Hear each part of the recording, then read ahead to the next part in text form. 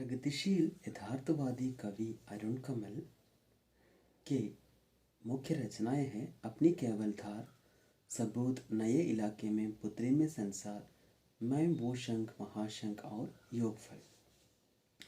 अरुण कमल जी द्वारा विरचित एक रचना है मुक्ति।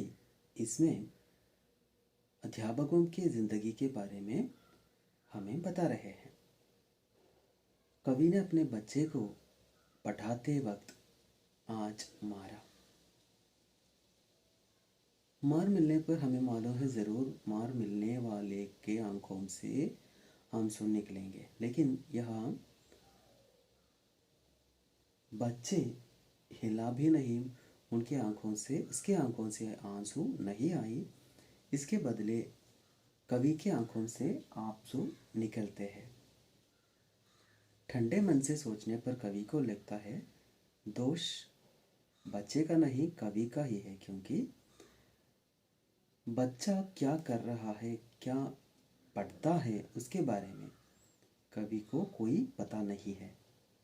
दोष मेरा ही था, मैंने कभी पूछा नहीं कैसे हो तुम।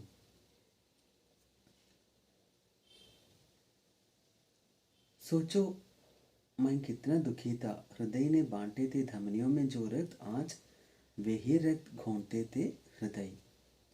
एक अध्यापक के बच्चे होने के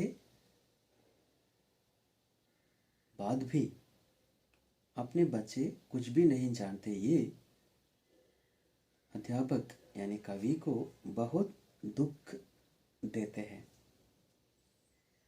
कवि हमें बता रहे हैं इस प्रकार क्यों हुआ। अपने बच्चे के पढ़ाई के बारे में कवि को जानकारी नहीं मिली, क्यों, ऐसा क्यों?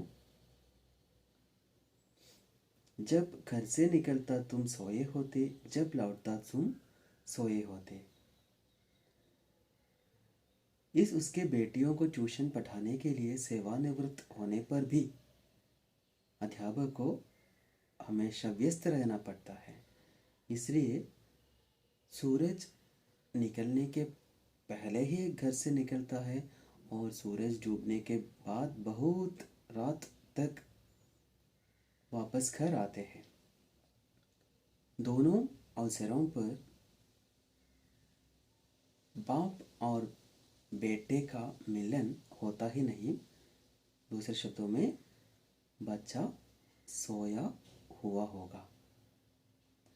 सेवानिवृत्त होकर 4 साल हो गए, फिर भी अध्यापक को अपने परिवार के लिए कुछ करने का अवसर नहीं मिल रहा है। सेवा मुक्त होने पर आज़ाद है, लेकिन वो आज़ादी भोगने का मौका अध्यापक को नहीं मिल रहा है।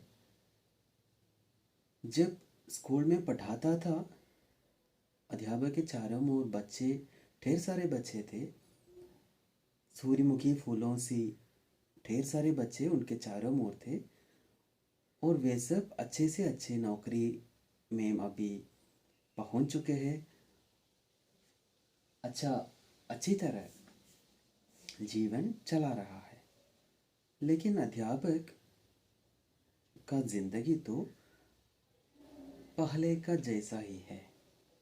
सयानी लड़कियां, बच्चे, कच्ची गृहस्थी, अभी भी जिंदगी ढूंढती है धुरी, अभी भी जिंदगी ढूंढती है मुक्ति।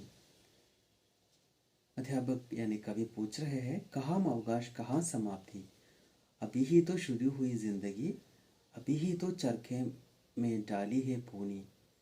क्यों उठ गए थे हाथ, आज क्यों उठे मेरे हाथ। अपने परिवार के लिए कुछ भी करने का मौका मुझे अभी तक नहीं मिला है।